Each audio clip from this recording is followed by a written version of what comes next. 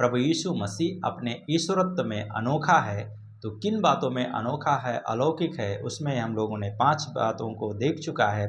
आज 5 भाग को देख चुका है। आज हम छठे भाग को देखेंगे कि प्रभु परमेश्वर होने के कारण प्रभु यीशु मसीह को हमारे जीवन में इन बातों का केंद्र बिंदु होना चाहिए। तो किन बातों का केंद्र बिंदु होना चाहिए? नंबर 1, अधिकार का केंद्र होना चाहिए। परमेश्वर होने के कारण प्रभु यीशु को अपने जीवन में अधिकार देना चाहिए।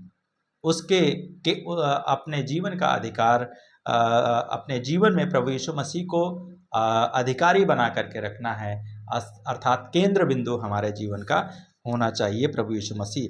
मत्ती 6 अध्याय उसका 33 पद में इस प्रकार से लिखा है, परंतु तुम पहले परमेश्वर के राज्य और उसकी धार्मिकता की खोज करो, खोज में लगे रहो, तो ये सब वस्तुएं तुम्हें दे दी जाएंगी। अर्थात जब हम अपने जीवन का केंद्र बिंदु, पहला स्थान प्रभु यीशु मसीह को देते हैं, तो हमारे जीवन की आवश्यकताओं को पूरा करने के लिए प्रभु यीशु मसीह चाहते हैं और करता है। इसलिए प्रभु यीशु मसीह हमारे जीवन का अधिकार केंद्र बिंदु होना चाहिए, ताकि हम परमेश्वर के ईश्वरत्व को, जो प्रभु यीशु मसीह है, उसके द्वारा हम परमेश्वर की महिमा कर सकें। दूसरी बात है, परमेश्वर होने के कारण प्रभु यीशु मसीह को हमारे जीवन में कार्यक्रम का केंद्र बिंदु होना चाहिए। जो भी हम कार्य करते हैं उसका केंद्र बिंदु होना चाहिए। जिस प्रकार से यूहन्ना का सुसमाचार उसका 2 अध्याय और उसका 5वां पद जब हम लोग पढ़ते हैं, तो यहाँ पर मरियम के बारे में हम लोग पढ़ते हैं।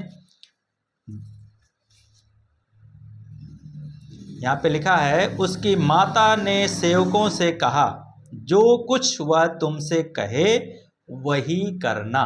जो कुछ वह तुमसे कहे वही करना। तो प्रभु यीशु मसीह हमारे कार्य का केंद्र बिंदु होना चाहिए। जो परमेश्वर हमसे कहता है हम वही काम करें, अपने मन से अधिक कार्य ना करने की चेष्टा करें। तो इसलिए जब हमारे जीवन में कोई समस्या होती है, यहाँ पे क्या थी, पानी की समस्या थी, पानी कम हो गया था, दाखरस घट गया था। प्रभु यीशु मसीह ने क्या किया, वहाँ पर पानी भरवाया, क्योंकि मरियम ने कहा जो कुछ वो तुमसे कहे वही करना। तो हमारे काम का जो केंद्र बिंदु है वो प्रभु यीशु मसीह होना चाहिए। हम कहीं भी काम करते हों, जहाँ भी काम करते हों, हम अपने काम के क्षेत्र में भी अपने प्रभु यीशु मसीह को पहला स्थान दें और उसको अपने जीवन का केंद्र बिंदु बना करके रखें। और तब यहाँ पर क्या किया, लोगों ने पानी भर दिया, 6 मटके थे, 6 को मुँह भर दिया, और उसके बाद में प्रभु यीशु मसीह के पास में जाकर के बोलते हैं पानी भर गया। और तब प्रभु यीशु मसीह ने कहा, अब पानी को क्या करो, मेन व्यक्ति को दो, प्रधान को दो, घर का जो प्रधान था उसको क्या करो, दो, बाराती का प्रधान को दो। और तब उन्होंने दिया, और जब दिया तो जब उसने पिया तो उसने कहा, अरे अभी तक तो अच्छा वाला आपने छुपा करके रखा था। पहले लोग क्या करता है, अच्छा वाला पिलाता है, जब लोग पी करके छक जाता है तब लोग घटिया देता है, लेकिन आपने तो पहले घटिया पिलाया, बाद में क्या किया, आपने अच्छा पिलाया। तो प्रभु यीशु मसीह को जब हम अपने काम का केंद्र बिंदु बनाते हैं तो हमारा जीवन में आशीष होता है। तीसरी बात है, परमेश्वर होने के कारण प्रभु यीशु मसीह को हमारे जीवन का आकर्षण का केंद्र बिंदु होना चाहिए। हमारे जीवन का आकर्षण का केंद्र बिंदु होना चाहिए।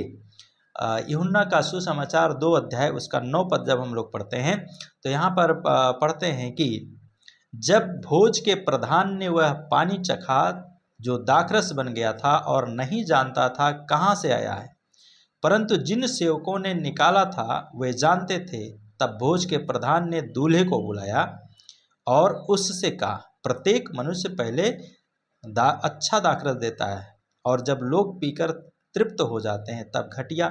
तूने तो अच्छा दाखरस अब तक रख छोड़ा है। तो प्रभु यीशु मसीह को जब हम अपने जीवन में अधिकार का केंद्र बनाते हैं, कार्यक्रम का केंद्र बनाते हैं, तो हमारा जो जीवन होता है आकर्षण का केंद्र बन जाता है। इस जो दूल्हा के घर में बाराती लोग आए थे, लड़की का लोग आए थे बारात लेकर के, और उसने क्या किया, वो अपने जीवन में जब परमेश्वर को केंद्र बिंदु बना करके रखा तो उसका जीवन क्या हो गया, आकर्षण का केंद्र बन गया। याद रखिए, जब आप भी अपने जीवन में प्रभु यीशु मसीह को अपने जीवन का केंद्र बिंदु बनाकर रखेंगे तो आपका जीवन आकर्षित हो जाएगा। चौथी बात है, परमेश्वर होने के कारण प्रभु यीशु मसीह को हमारे जीवन में आराधना का केंद्र बिंदु होना चाहिए। आराधना का, प्रार्थना का केंद्र बिंदु होना चाहिए। वो के स्थान दूसरे को हमें नहीं देना चाहिए। और इसलिए जब हम परमेश्वर की आराधना करते हैं, परमेश्वर की बड़ाई और स्तुति करते हैं और उसकी प्रशंसा करते हैं, तो हमारे जीवन में क्या होना चाहिए, आराधना का केंद्र बिंदु होना चाहिए। उसकी बात को मानने में, समय से परमेश्वर की आराधना करने में, समय से बाइबल पढ़ने में, समय से प्रार्थना करने में, समय से काम करने में, सारी चीज़ों में क्या होना चाहिए, केंद्र बिंदु हमारा प्रभु यीशु मसीह होना चाहिए। तो हमारी प्रार्थना का और आराधना का भी केंद्र बिंदु प्रभु यीशु मसीह होना चाहिए। मरियम ने क्या किया, अपने जीवन में प्रभु यीशु मसीह को पहला स्थान दिया आराधना करने का भी, और इसलिए मरियम का जीवन के द्वारा प्रभु यीशु मसीह यहाँ पर क्या कर रहे हैं, एक अद्भुत काम कर रहे हैं। और इसलिए हमें हमारा जीवन में आराधना का जो केंद्र है प्रभु यीशु मसीह होना चाहिए। पांचवी बात है, परमेश्वर होने के कारण प्रभु यीशु मसीह को हमारे जीवन में भरपूरी का केंद्र होना चाहिए। भरपूरी का केंद्र होना चाहिए। यहाँ पर जब हम लोग पढ़ा है तो क्या हो गया था, दाखरस घट गया था, लेकिन जब प्रभु यीशु मसीह ने दाखरस को पानी को दाखरस बनाया तो वहाँ पर क्या हो गया, भरपूरी हो गई। मतलब हर एक जो कमी और घटी थी वो क्या हो गई, पूरी हो गई है। अच्छा से अच्छा परमेश्वर हमें देने के लिए चाहता है। जब हम परमेश्वर के को अपने जीवन का आराधना का केंद्र बिंदु बनाते हैं और तो भरपूर करता है हमें, अपनी आत्मा से हमारे जीवन को तृप्त करता है। परमेश्वर होने के कारण, छठी बात है, परमेश्वर होने के कारण प्रभु यीशु मसीह को हमारे जीवन का लेखा लेने का केंद्र बिंदु होना चाहिए। हम अपने जीवन में अपने प्रभु यीशु मसीह को लेखा दें, और जब हम लेखा देते हैं तो उसके द्वारा परमेश्वर का महिमा होता है। मत्ती का सुसमाचार उसका 26 अध्याय और उसका 14 से लेकर के 18 पद में परमेश्वर का वचन इस प्रकार से हमें बताता है।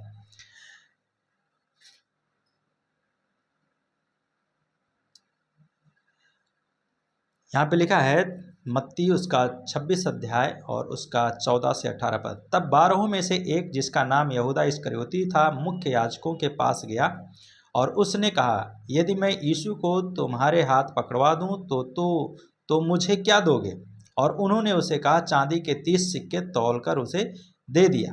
तब वह उसे ढूंढने और पकड़वाने के लिए उपयुक्त अवसर ढूंढने लगा।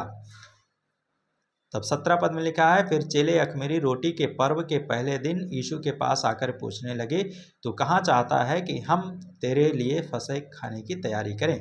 और उसने कहा, नगर में अमुक नामक व्यक्ति के पास जाकर उससे कहो, गुरु कहता है, मेरा समय निकट है और मुझे अपने चेलों के साथ तेरे यहाँ फसह का पर्व मनाना है। और तब यीशु की आज्ञा के अनुसार चेलों ने वैसा ही किया।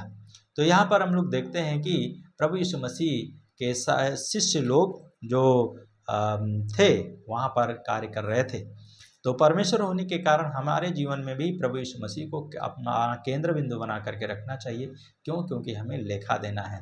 यहूदा इस्करियोती को भी लेखा देना था और उसने क्या किया, यीशु मसीह को 30 चांदी के सिक्के में पकड़वा दिया, फिर जा करके फांसी लगा करके मर गया।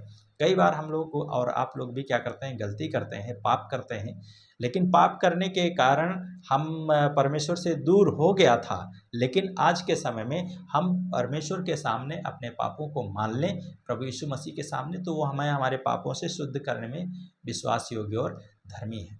कैसा भी पापी क्यों ना हो, प्रभु यीशु मसीह हमारे पाप को माफ़ करने वाला है। तो यहूदा ने को लेखा देना था, लेकिन उसने क्या किया, अपनी जान दे दिया, बल्कि अपने आत्महत्या कर लिया। हमें आत्महत्या करने का ज़रूरत नहीं है। जीवन में कैसी भी परिस्थिति क्यों ना हो, हम परमेश्वर के साथ में चलें और अपने परमेश्वर से बात करें, अपने परमेश्वर से प्रार्थना करें। परमेश्वर हमारी प्रार्थना को सुनकर हमें उत्तर देने वाला है। तो प्रभु यीशु मसीह अपने ईश्वरत्व में अलौकिक है, अनोखा है। आज छठा भाग हमने देखा, इसलिए हमारे जीवन में उसका कौन सा स्थान होना चाहिए, केंद्र होना चाहिए, अधिकार का केंद्र होना चाहिए, कार्यक्रम का केंद्र होना चाहिए, आकर्षण का केंद्र होना चाहिए, आराधना का केंद्र होना चाहिए, भरपूरी का केंद्र होना चाहिए और लेखा देने लेने का भी केंद्र हमारा जीवन में प्रभु यीशु मसीह को देना चाहिए और उसके द्वारा परमेश्वर की महिमा होती है। आइए प्रार्थना करें। प्रभु यीशु मसीह हमारे जीवन में ऐसा कार्य कीजिए ताकि हम आपके इस वचन के द्वारा अपने जीवन को बना सकें, चला सकें और उसके द्वारा आपकी महिमा कर सकें। धन्यवाद के साथ इस समय को आपके हाथ में देते हुए हमारा जीवन का आप केंद्र बिंदु बने, हमारा जीवन में अधिकार का केंद्र बने, आप हमारा जीवन में आकर्षण का, आराधना का, भरपूरी का और लेखा लेने का केंद्र बिंदु आपका है। प्रभु हम अपने जीवन का लेखा प्रतिदिन आपको देकर आपसे हम संगति करते हुए आपकी महिमा कर सकें। धन्यवाद के साथ प्रार्थना यीशु के नाम से मांगते हैं, आमीन।